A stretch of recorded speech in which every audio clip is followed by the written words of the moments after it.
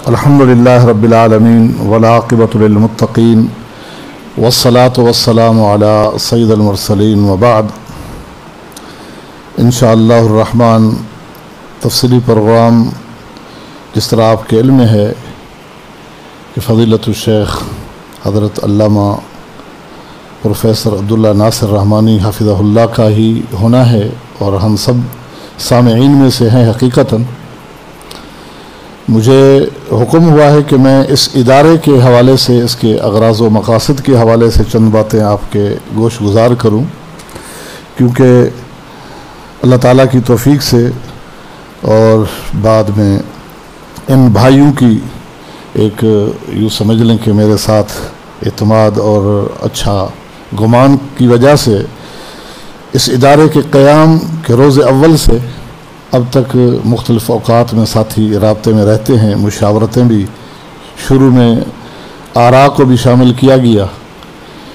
तो इस हवाले से जिस तरह आपके सामने इस इदारे का नाम मौजूद है मेअमार, और फिर मौजू भी दिया हुआ है कि मस्जिद की इमामत से उम्मत की क़यादत तक, यहाँ सबसे पहले जिन अहबाब को मुंतखब किया जाता है अल्हम्दुलिल्लाह वो उलमा हैं। सिर्फ़ मस्जिद के वो अइम्मा नहीं हैं जो हुफ़ाज़ हैं, बल्कि फ़ारिग़ तहसील किसी मुस्तनद इदारे का होना लाज़मी करार दिया गया है। अल्हम्दुलिल्लाह हमारे जमात के इस शहर में काफ़ी इदारे हैं, बड़ा बेहतरीन तालीमी जो काम कर रहे हैं।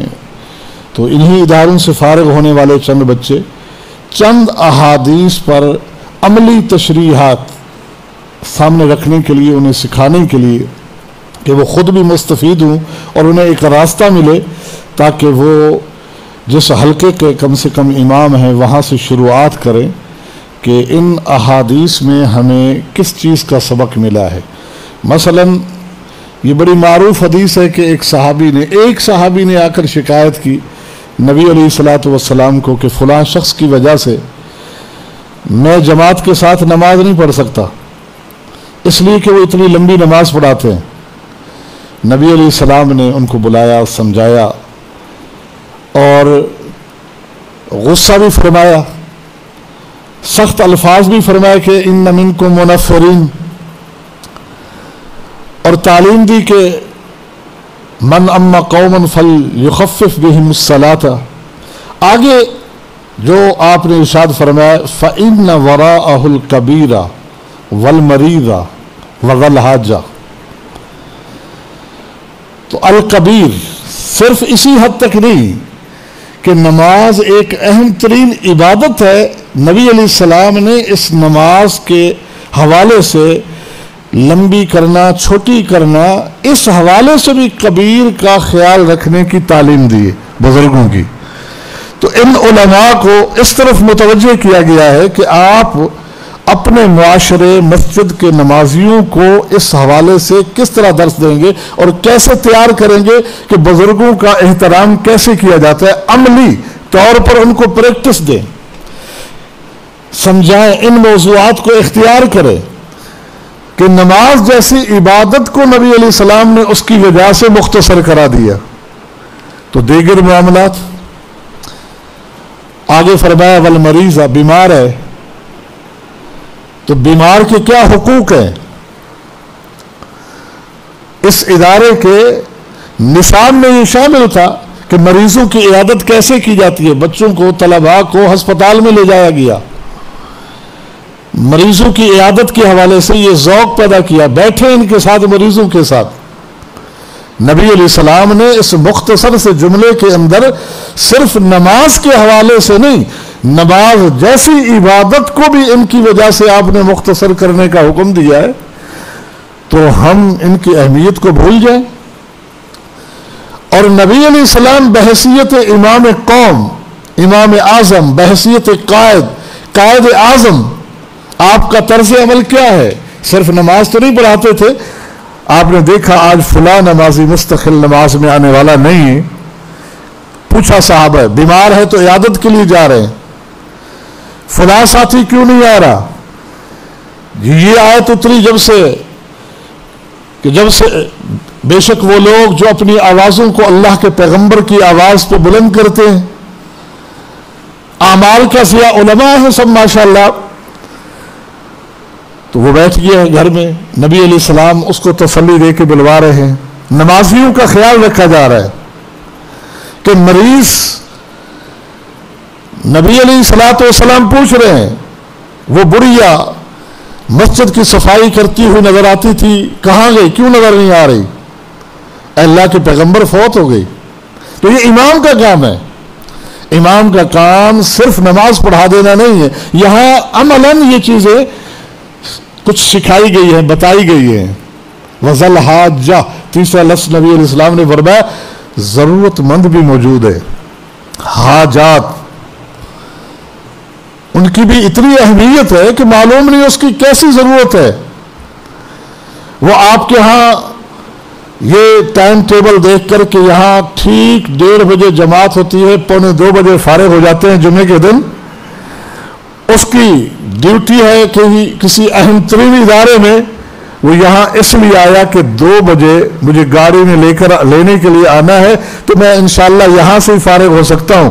तो आप 2:30 बजे तक अगर उनकी जरूरियात का ख्याल नहीं रखते तो देखें कितने लोग परेशान हुए होंगे। नबी अलैहिस्सलाम ने नमाज जो खुतबे से ज्यादा अहम है, हाजात की वजह से उसको मुख्तसर करने का हुक्म दिया है। फिर लोगों की हाजात को समझें।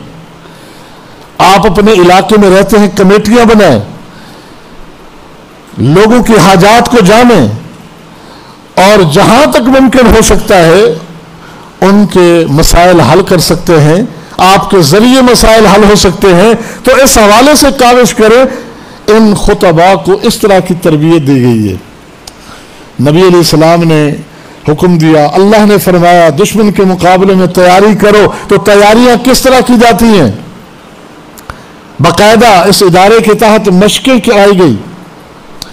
दावत व तबलीग के मैदान में, दावत व तबलीग में हमारा मनहज, तरीकाकार, उसूल क्या होना चाहिए, इन अनावीन को लिखाया गया, पढ़ाया गया, लेक्चर दिए गए, ताकि ये हमारे उलमा जो हैं ये मुकम्मल तैयार होकर सिर्फ अपने आप को ये ना समझें कि हमारा काम सिर्फ नमाजें पढ़ाना है, बल्कि कौम के सारे मामलात पे इनकी नज़र हो और इनमें भी चुस्ती पैदा हो, तहरीक पैदा हो। ये अगराज़ व मकासद इस इदारे के जो मुख्तसर आपके सामने रखे हैं मैंने, और अल्हम्दुलिल्लाह देखे भी गए हैं कि साथियों ने बड़ी कोशिश की है।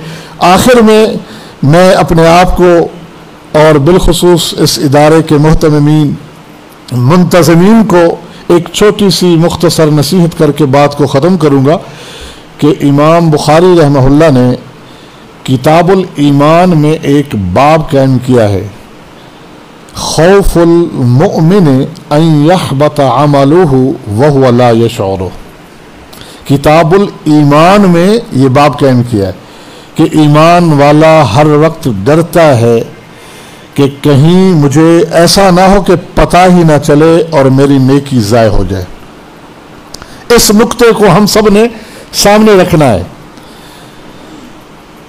नबी अलैहिस्सलातु वस्सलाम ने कुरान, अल्लाह ताला की इस किताब के अंदर इस मौज़ूआत के हवाले से बहुत कुछ कहा गया, लेकिन ये बाब की हेडिंग भी हमें बताती है कि देखें ये किताबुल ईमान में इमाम बुखारी ये बताना चाह रहे हैं कि जो भी नेकी के काम कर रहे हो, कोशिश करो, देखो कि आमाल को ज़ाय करने वाली चीज़ें कौन सी हो सकती हैं, उनसे इज्तनाब करो। कहीं ऐसा ना हो कि इधर बहुत सारे काम कर लें, आप इदारे भी कायम कर लें, खर्च भी कर लें, लेकिन कोई ऐसा काम हो जिससे आपकी सारी नेकी ज़ाय हो जाए, क्योंकि आपके आमाल का ज़ाय हो जाना ईमान का चला जाना है। ये किताबुल ईमान है। किताबुल ईमान में इमाम बुखारी ये बाब कायम करके, और सबसे पहले असलाफ में से इब्राहिम तैमी रहमहुल्लाह का जो कौल नकल किया है, वो फरमाते हैं आरज़ तो कौली अला अमली, मैंने जब भी अपने कौल को अपने अमल पर पेश किया, मा अरस्तु कौली अला अमली इल्ला खशीतु अन अकून मुग़ज़्ज़िबा। जब भी मैंने अपने अक़वाल को आमाल पर पेश किया, आमाल को अक़वाल पर तोला, तो मुझे डर लगा कि कहीं मेरा शुमार अल्लाह के दीन के मुक़ज़्ज़िबीन में से ना हो जाए। तो असलाफ का तरीका क्या है कि अपने अक़वाल व आमाल को तोलते हैं, मुहासबा करते हैं। मुहासबा करें और देखें कि हमारे आमाल में कोई ऐसा कीड़ा, ऐसा दीमक दाखिल ना हो जाए जो हमारे इन आमाल नेकियों को चाट जाए। अल्लाह हम सबको इखलास अता फरमाए और इस इदारे के लिए भी दुआ गो हैं, अल्लाह इसको तरक्की अता फरमाए। व आखिर दावाना अनिल हम्दुलिल्लाहि रब्बिल आलमीन।